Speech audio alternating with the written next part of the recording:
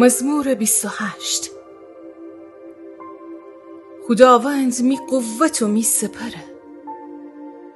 داوود مزمور. ای خداوند، تو که می سخریسی تردو خنم. وقتی گب زنم تی گوش نوگیفتن. چرکی اگه می دعای جواب ندی، کسانی من استم بم که گیل جیر شدی. وقتی تیجا کمک خیم و می دسانتی قدس الاقداس طرف درازه کنم، می التماس ایجگره گوش بکن. مر شرور آدمان امره محکوم نکن.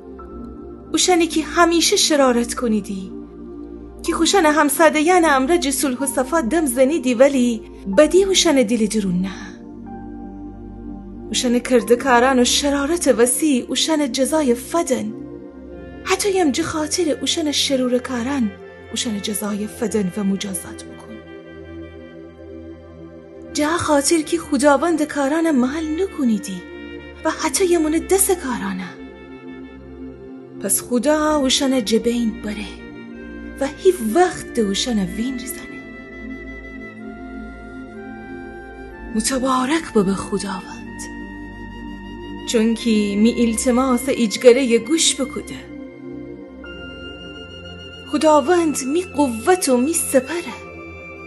می دیل اون توکل داره و اون جا یاریفی گفتم.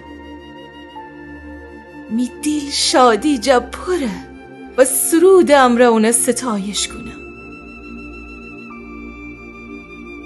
خداوند خو قوم قوته و خو مسبوبست پادشار قلعه نجات.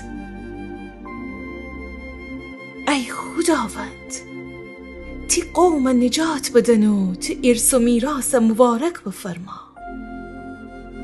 اشنر شبم ببو و تا ابد به چان سر بنبو ببر.